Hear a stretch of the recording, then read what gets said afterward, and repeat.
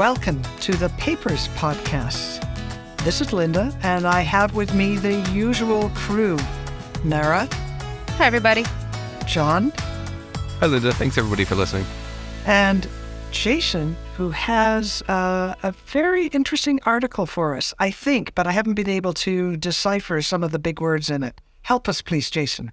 Okay, so let me ask you this. Of all the, sub areas of health professions education, what is the least appreciated, least studied, least funded, has the least amount of infrastructure in our health professions education institutions? Go, Linda. So at one point in a previous existence, I was a CPD dean, and it was so long ago that it was actually called a CME dean. And at the time I was there, CME was kind of a funnel for pharmaceutical dinners and trips. And some of the academic side of things was just getting started. And I was actually brought into my unit to clean up the acts.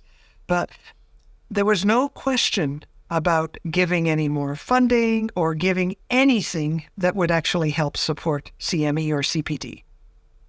All right, so CME back in the era when it was spelled with Roman letters. John, you got anything to add to that?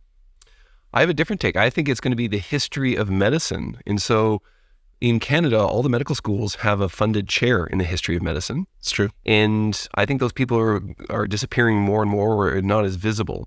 I think at some point we're going to have a conversation, just as Linda pointed out, that CPD, which doesn't get the attention in the literature it deserves, it will need to be a more important element. But I think we are starting to lose a little bit of our history of where we've come from. And we are starting to, as we see all these different innovations and technologies in our health professions education, I think we might start to replicate some of the mistakes we've made from the past because we're not paying attention to the past anymore. And the role of the humanities seems to be really being pulled and stripped from our curriculum. So a little bit different take there.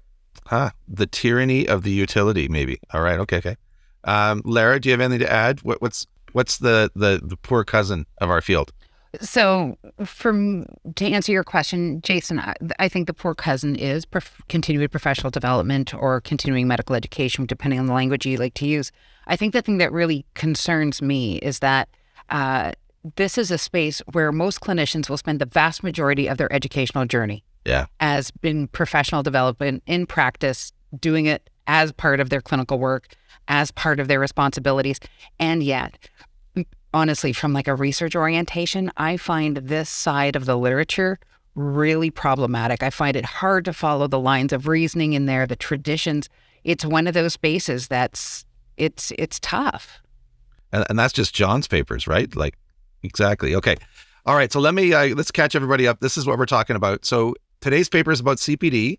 I'm trying really, really hard because to select papers that are outside of our usual coloring lines. We have done a lot of things about medical schools. We do a ton about postgraduate health professions training, leading to certification of various kinds of professions. And, we do a sprinkling of philosophical papers, which shall be remain nameless. But today we're going to talk about CPD. So continuing professional development, formerly called CME. It's got lots of other names. There's a few swear words also are synonyms, also MOC, right? So this is CPD, continuing professional development. In a few seconds, I'm going to ask each of you, what's your definition of CPD and how do you distinguish it from FacDev? Because that's something I get asked all the time by people who are not educators.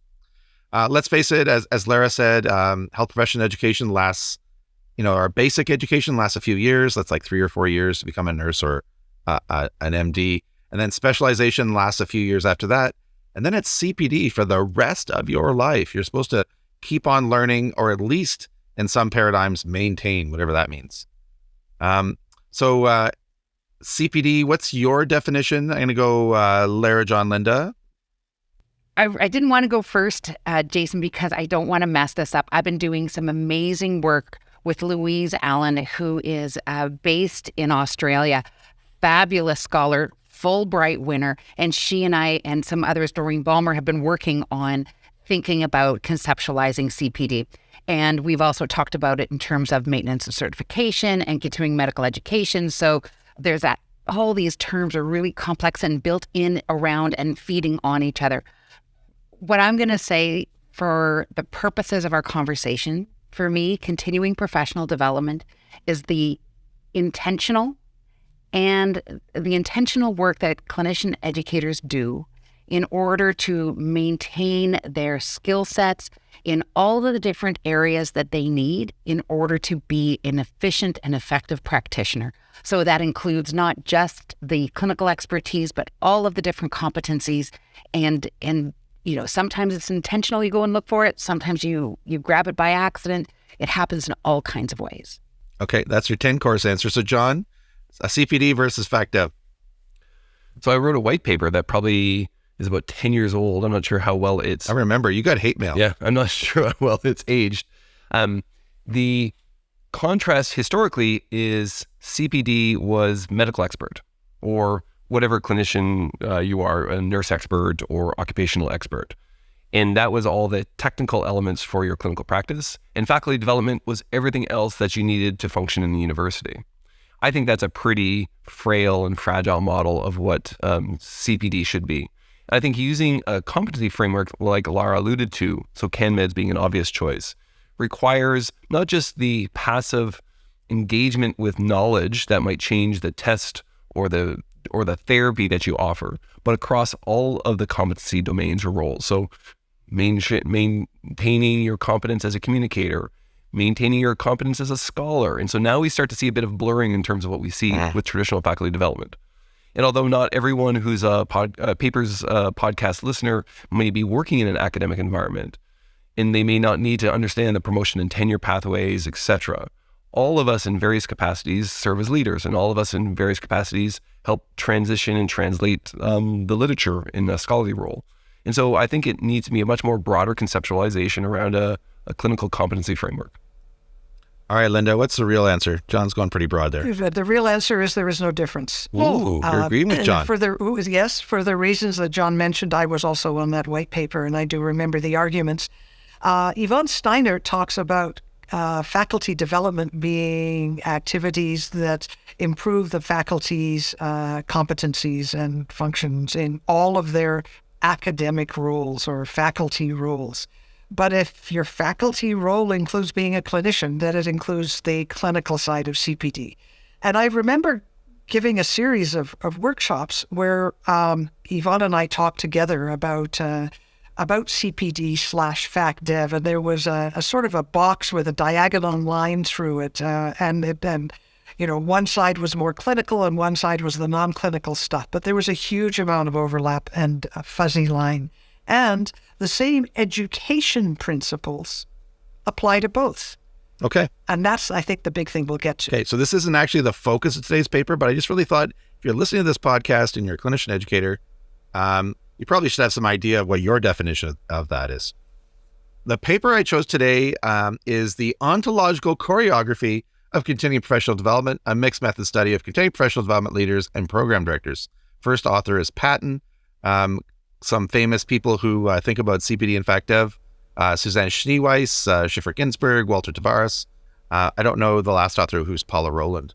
And I entitled this episode, Are CPD Leaders Born Made, or Did They Just Wander into the Wrong Room? Jason, I think the other important thing is you've chosen a journal we don't usually choose. Do you want to tell us about that? That's a good point. Yeah. So this is in... what is it called? JCEP. It's commonly known as JCEP, as I say, being at CPD Dean in the past, the Journal of Continuing Education in the Health Professions. So there you go. It's like a mouthful. I can barely remember it. Okay. The authors of the paper I selected today point out that numerous reports describe the world of CPD as that whole undervalued thing that we were whining about at the top, under-resourced, lacking infrastructure, lacking good practices sometimes, and lacking evidence for impact for the most part. More and better CPD is needed, they argue, for better care, a better workforce, and better health. So who are the CPD leaders who will deliver on this call to arms? And by the way, I didn't give my own definition. I think a practical, pragmatic definition working in the institutions that currently exist is that faculty development is planned learning to enhance health professionals' academic competence, and CPD is the planned learning to enhance health professionals' clinical competence. So it's not as expansive as some of your definitions. Okay, so what did these authors set out to do? They set out to understand the challenges and opportunities facing CPD developers and leaders as they seek to build the CPD of the future. They operationalize this as to learn how CPD leaders and developers came into their roles if they are engaged in scholarship and the challenges and opportunities in pursuing scholarship. So let me tell you the methods they chose. You're probably going to ask Lara to define ontological. And I did look up this ontological choreography thing. And I'll bring that in a second. So this is a mixed method study, and it's kind of interesting in that I think it's the first time the four of us have reviewed a study that is called MGT, as far as I remember, Mixed Grounded Theory Study. So this comes from the traditions of constructivist grounded theory and mixed methods. So there's multiple methods in this one, really two. So a mixed grounded theory study with an exploratory sequential approach, whatever that means. There's a whole bunch of buzzwords in this paper. Their MGT used both interviews and survey methods. The setting is one large academic health science center in North America.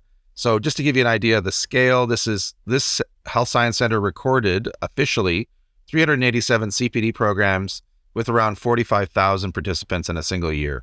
So that's the scope. They identified and interviewed CPD leaders at this institution.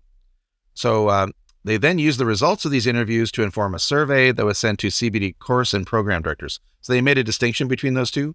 There are those who are officially CPD leaders. They're assumed to have more training. And then there are those who are course or program directors, and they sort of run one thing a year type thing. There's a difference between those two groups. The former got interviews, the latter got surveys. They then used the results of the two methods to explore CPD leaders' career paths, their challenges, their scholarship, communities of practice, resources, and activities. I'll tell you a couple more things about the methods, and I'm going to ask you your opinion about what you think of these methods. The study was approved by University Ethics Board. Participants were selected using, this is interesting. This is another, I just think it's a pitfall to use too many buzzwords. Purposeful, convenience, and snowball techniques for selection. That's dangerously close to John's joke about receiving an award for outstanding achievement and excellence. Like it's very generic. Interviewees held formal leadership roles, no incentives, usual interview procedures, use of a guide, capturing transcripts, and iterative coding.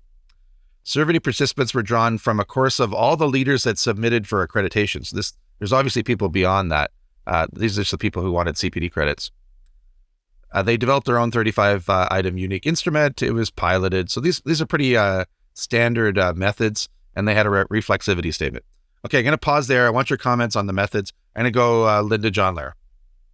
Yeah, it's just a question I actually had, which is, can you be purposeful, convenient, and snowballing at the same time? That's the thing that stood out for me in the selection for interviewees. So I don't mean to be cheeky in my comments, but honestly, as a reader going through the description of the methods, it just seemed like there were lots of buzzwords used in, and I think that's a pitfall for any of us when we're trying to describe what we did. I don't know if anybody has a comment on their selection methods. I'm trying to be very respectful and let John go first. All right, so let me jump in. I wish we'd done this paper 2 years from now. So we're bringing Cheryl Poth from the University of Alberta, who is a world expert in mixed methods, to help unpack it for me and for some of our colleagues at McMaster. And I think the danger, of course, is that we just say, hey, I just did two different designs of data collection and analysis, and maybe I chose two different ways of seeing, so two different types of epistemologies, and then I just stirred it all up together. I don't really know what is acceptable and when there's rigor. I would tell you, though, as a novice looking at this from a methodology point of view that I don't have experience with, and it looks very systematic, it looks very reproducible, it looks very rigorous, and I think they've been thoughtful to make sure that they don't introduce data in a way that is not with intent. Now, I also suspect that the word count to educate all of us up into a type of methodology we haven't seen before might be limiting. And so that they've taken these big categories and say, we're going to do it purpose of, see, I did that all by myself without screwing it up. And as a quick thumbnail sketch of here's why we did this without having to explain it all. So I actually don't look at this and say there's any problem here. You just have to look at it on balance and say, are they getting a rich source of data, and are they being thoughtful about what the analysis looks with that data in the two very different phases, an exploratory phase and then kind of a validation phase, to get a take on what's happening with CPD. Now, there's some limitations, and they tell you what the limitations are. It's a single center, but man, it's a lot of people. I'm gonna maybe just not spoil too much. There are people that decide to answer, but the vast majority of people don't. So their validation phase is going to have some problems when we get to it. But on balance, when you want to look at a rich sample with some rigor in terms of the analysis, I don't know of anything that's going to compete in the CPD literature. Okay, thanks, Sean. Lara? So I didn't have any real concerns about the methods as they were presented in the paper. Purposive convenient snowball sampling didn't give me cause for pause, right? If I'll say one really quick sentence about it, right? So purposive, they had a reason for picking the people they picked, right? So they had a desire to achieve or find specific kinds of people. Yep. So to do that, they went through convenience. And what that means is that while there might be an N of 17,000, just picking a number just because it was fat, they're going with the people that they can find. It's not random to the entire sample. So that's fine. Can I just interrupt for a second and say how happy I am? Use the word N of, so that was awesome. And then you talked about fat, and I thought you were maybe talking about a fat tail on like the standard distribution. I'm so excited that we're starting to talk each other's language. Okay, we'll have a conversation about that at COB. Okay. So the other thing that John's really bad for, all these weird acronyms that he sends. COB, close of business. I'm learning by doing. Anyway, and then snowball sampling, that the people they talked to, they asked them for names of individuals, so they collected them that way. So yes, there's terminology, yes, there's jargon, and I'm on the side of John here that sometimes we need jargon to cut word limit. Go ahead, Linda. So I think that what you've told me is, and what I needed to know is, they're not mutually exclusive, but those three words are likely sequential in the way they chose people. Probably in that sequence, yes. Yes, I would agree with that. Okay. And I think the other thing to keep in mind too is that mixed methods research is a whole thing. It's a whole can of worms. There's lots of different ways of doing it. Another great scholar, if you're interested in trying to see some great examples of mixed methods research, her name is Alexa Baptista. She's based in the US and does a lot of work in simulation. Excellent mixed method researcher. I think the other thing to just note about the methods, the one thing I just wanted to highlight, is that there's also some tension that you might see between the different descriptions of the study, because they label themselves as constructivists, right? So they talk about inconsistent with, the language quote is consistent with the constructivist research, end of quote, right? Whereas the survey part is a little less so, where it's leaning more post-positive. So part of the challenge is you have this tension between the goals of the research and what the goals of the research, what the ways of thinking about it, what you can achieve. So there's some tension in there. But that tension is part of mixed methods research. That's just the way it is. But I do want to give them a tip of the hat for ontological choreography. That was a whole rabbit hole I went down. I enjoyed it thoroughly. Okay, we're going to come to that right now, actually.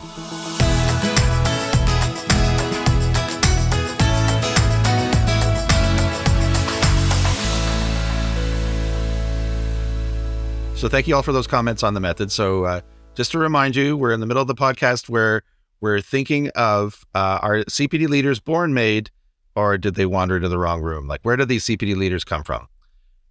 And so the authors conducted 13 interviews, surveyed 405 people. The survey response rate was 28.6%.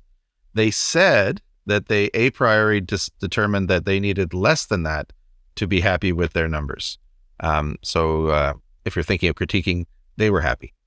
To interpret the data, the authors chose Rowland's version of ontological choreography. So this is ontological choreography, which was first described in reproductive medicine, where diverse participants from different backgrounds and settings come together to, quote, make parents. As applied to medical education, Rowland has written about this. And as they applied it to the CPD study, this lens may help them understand how education leaders navigate the many actors, approaches, assumptions, settings, methods, epistemologies, etc., that come together to enhance care and practice through this thing that they all share called CPD. Lara, how'd I do? You used all the right words. I'm looking at Linda and John to see if do you need me to rephrase it in a different way? No, I don't think. Don't think so. I read those two paragraphs several times, and just to be a little briefer than Jason, which is really unusual, seeing he's an ER doc and I'm an internist. I was reading, though. Yes, that's true. I thought that's what you ER docs had to do. Pretty much. Yeah. Anyway, that ontological choreography to me is about managing different people in heterogeneous contexts. Yes, and well, I would suggest to you that the way you might want to think about it is that our very assumptions, like the very things we take for granted, the things that we don't even think about, our assumptions about who these people are, who the CPD leaders are, what the work is, and about the nature of the activity. The very assumptions about about their nature of being, who they are, is competing. There's different perspectives on it. They're not all the same. They're not aligned. And because they're competing to try to understand, what is CPD? Who are these people? The question you're asking is, well, it depends on who you talk to, because they come at it from such foundationally different ways of thinking. My little take on ontological. Try that word again. Use it purposefully, John. Yeah. Okay. My little take on ontological choreography. There, we did it. Which does not have the hermeneutical preference. No, I'm just making up words. Now you're just using words that don't even work together. Yeah. I think the challenge with it is when you have these different assumptions and these different ways of seeing and viewing the world, and when you try to bring it together in the analysis, I can only imagine the challenges that the authors must have had. Having done some constructivist analysis from a constructivist point of view, it is challenging to get really rich and meaningful understanding of what your data is showing you. And when you're using this type of approach, which allows you to bring all the different ways of seeing and knowing and try to have something that's coherent at the end, I think what you end up with is probably a bigger bucket, maybe not as specific. It's certainly richer, but it's harder to say this is a really a deep dive that allows you to help differentiate. And I think we might see that in the results section because it's such an armful that you're trying to get around the data. I think it must be an incredibly challenging type of approach. Okay, I have to add one more point. Okay, so one of the ways I just want to suggest you might think about this is that if you think about, because I live the world through metaphors, right? So if you think about about these topics and about these people as diamonds that have many, many, many, many, many different facets, and how you understand who these people are and what this work is, those are two different diamonds, and depending on how you turn it, there's different facets. And what this work does really well is start to put its arms around that and try to describe all those different facets. All right. Arms around diamonds. I got it. I was thinking that this concept is actually pretty useful for a lot of things in our field. Like you could apply this to IPE, where there's lots of actors, lots of different paradigms. It started coming to me.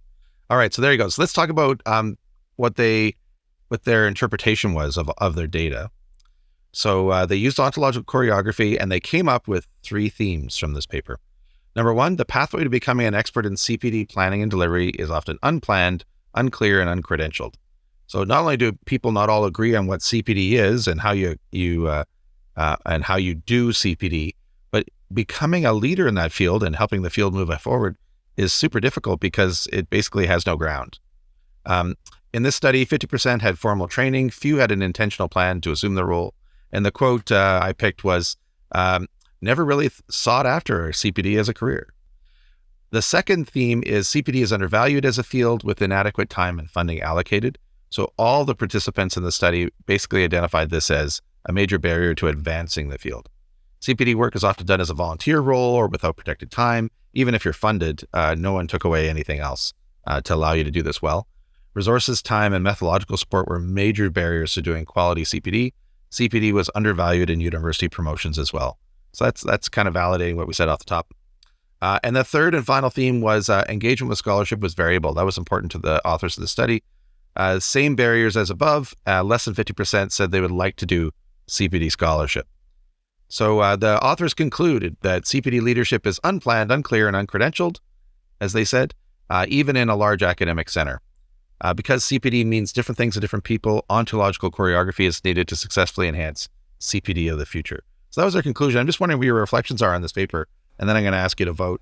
My two take homes were number one, CPD deserves more attention, even in it's given its huge duration and potential impact. And now we all know what ontological choreography is, and it just rolls off the tongue, It's just like the word composite, which made the internet explode after that episode where we talked about that. I don't know why. Okay, Linda, you wanted to jump in, and then John and Lara. What do you think of this paper? So I like the paper. Is there anything new in it? I don't know. Maybe because I was in the weeds as a CPD person. I don't think any of this is new. And what's kind of disappointing to me is that nothing's really changed in 30 years, except maybe there's a little bit more interest in scholarship. I do agree. One of the quotes that really got to me was that CPD lacks a structure. And it's not the accreditation part of it, but the rest of it. But that means that it's much easier to innovate. That's why I actually like being in CPD as opposed to doing undergrad or postgrad. There were less people hounding me to do it one way, the only way. Good point. John and Lara. The analysis reflects my lived experience. So my first academic role, very junior in my time, was a CPD director, not at the senior level that Linda fulfilled, which speaks to the fact that I probably was the only one who walked into that room by accident. They're like, hey, let's get the new guy to take on this responsibility. It bothers me that it's not aspirational because it's so fundamental. I think the punchline that you often talk about, Jason, is we train in our clinical roles for a very small percentage of our actual clinical practice. And so CPD is much more pertinent and appropriate if you just measure the time scale. And so I'm not sure how we move it to aspirational, how we not capture the minds that you have this opportunity to change yourself and your peers as healthcare changes and health sciences change and as we need to adopt new elements. Cool. Lara? So just to bring a little bit of additional literature to this, I think one of the things that is important to note here is that this paper underscores a lot of what we know is true of medical education writ large. So if the work by Wendy Hu has taught us that careers in medical education happen and develop from serendipity, there's just as much luck and coincidence involved for those who focus on CPD. If the work by Sable and al. taught us that medical education is the ugly duckling of the medical education world, then this paper is saying that CPD is the ugliest of those ducklings. And if the work from Zabrowski et al. Pointed out that several factors, including time, limits our engagement in medical education scholarship, this paper tells us that CPD is feeling that pinch too. The part that I want to bring back and echo from Linda's comment is I think this theory pushes us, and I really appreciate the theory. So thank you to the authors for putting ontological choreography on my radar of things. It's pushing us to think, okay, are we all right with the fact that CPD exists as something different in different spaces? With the idea that CPD roles and leaders exist in various ways in different contexts. And if that's okay, then we're saying that CPD isn't a one-size-fits-all sort of engagement thing for all settings. And now if that's the case, then we need to consider some really tricky questions like what is CPD for us in our space? How are we going to evaluate it in our context? Because that's what matters. CPD then becomes very context specific, which means, and ears open for those of you who are institutional leaders, your community, your leadership has real need to focus on this because success for the context is determined by the context. Yeah. What you said.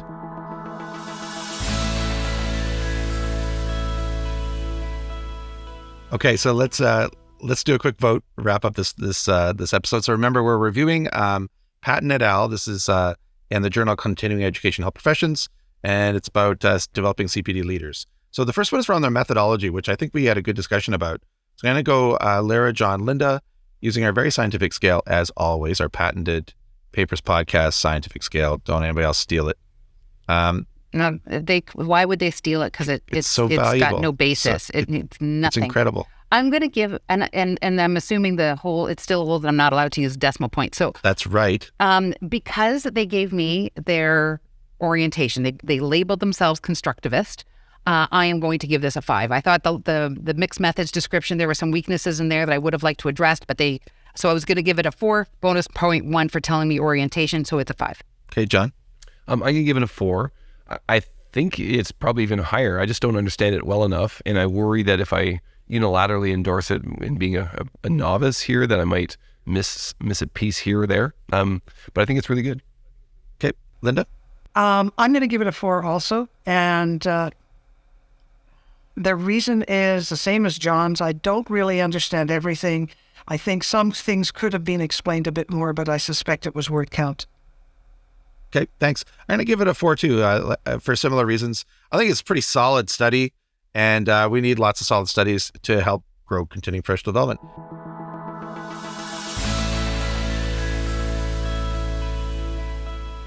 Now, let's talk about impact. I think this might be more controversial. Does this paper have impact outside of our conversation? Are you going to bring it forward to some other conversation? Are you going to put it in an important file? Or are you going to put it in the pay no mind list? Lara, John, Linda. This was a little harder to rank. So I'm going to give it 2 numbers, as is my right to do. I'm going to give it a 4 because it brought ontological choreography to me, and that's a theory I'm going to look into and think on for a bit longer. So in terms of, did I learn something new? Is it useful? Absolutely. I'm giving it a 4. In terms of, did the findings give us something new in the field? I'm going to give it a 3 because it's middle of the pack. It's confirming what we know to be true. Okay, John. Varpio, you're gonna make my head explode. I can't do this. Like, there's not parallel universes. Yes, you can. We're not gonna do this. Well, there fine. is parallel universes. We're just not doing it. And in this one, why do we let you get 2 points? I want to go to the parallel universe where you're using one number and it's categorical. That's all I'm looking for. I just round down when she talks, so it's 3. Okay. I'm really struggling. As good scientists, they did not overstretch their conclusions. They really modified it. And so that's good science. The results, if you just read it without that other layer, which would probably be well served with a commentary, you kind of shrug your shoulders and say, of course this is the lived experience of so many of us. We're not surprised, but here's a really good, strong data set that supports that assumption.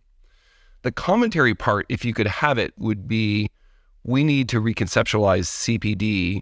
The data is telling us, not that there's different ways of seeing it, but we really, I think, this would be my bias, we need to ensure a greater cohesiveness rather than increasing fragmentation. Yeah. And I wonder if that might be the solution where it becomes much more aspirational. And so rather than being just this pocket here and pocket there, where there's not a lot of commonality and where there's not a lot of efficiency and strength, that might help deal with the aspirational issues of why people are disengaged or why there's not a lot of work being done in this field. But that's not good science. And so they purport in their discussion the right way. I would just love the commentary that really makes me want to use this as a call to arms. And so because I'm there, I'm going to give it a 3. Okay. So John's all positivist, like there needs to be one answer. One ring to rule them all, Linda. What do you think? So I also struggled, and I think it's good that we all struggled with this. I didn't find that the results were anything really new, having worked in the field. On the other hand, this is something nice that I could take to somebody who was going to fund either CPD or the scholarship in CPD or the training of people in CPD. And I think for that reason, I would say I'm going to give it a 4 because although it's not new, the use of the results may be helpful. Plus, I too loved ontological choreography. Okay, this is really difficult. So I'm thinking for a use case, what meeting would I bring this to? Like, would I bring this to a grad course? I don't think so, because maybe, I don't know, maybe I'd bring ontological choreography. Would I bring this to journal club? Maybe. I think a fellow might chew on this and struggle with it a bit. Would I bring it to... Bring it to your fac dev dean? Yeah, that maybe. Would I bring it to a decision maker like a dean as a way of that call to arms? And my answer is no, because they wouldn't be able to digest. It's not accessible. So we need a different kind of paper to make it more accessible, or a digest of this. So I'm going to give it a 3. I really enjoyed it as a reader, but I'm not sure I would use it. So there you go, everybody. Jason, you really undervalue or underestimate deans, I think. No, they're just busy. They got lots of other things. None of them are educators. So it's got to be accessible. So I'm not sure it would be influential. Okay, so there you have it. There's all the votes and the right answers and our debates. So we thank you so much for listening to the podcast. What do you think? Do you think that CPD leaders are born, made, or do we need ontological choreography for us to all understand the various spaces in which CPD leaders grow? Keep listening to the podcast. We hope to see you all live. We're working on joining you at a conference. We're about to tell you when we get the details. That's exciting. That is exciting. Yeah. Too bad I can't announce it today. Why not? Because it's not confirmed. Oh, that's disappointing. I know. Oh, talk to you later. Bye-bye. And John's on mute. John's on mute. Thanks for listening. The Papers Podcast is a production of the Unit for Teaching and Learning at Karolinska Institutet. The executive producer today was my friend Teresa Sörö. The technical producer today was the whiz, Samuel Lundberg. You can learn more about the Papers Podcast and contact us at www.thepaperspodcast.com. Thank you for listening, everybody, and thank you for all you do. Take care.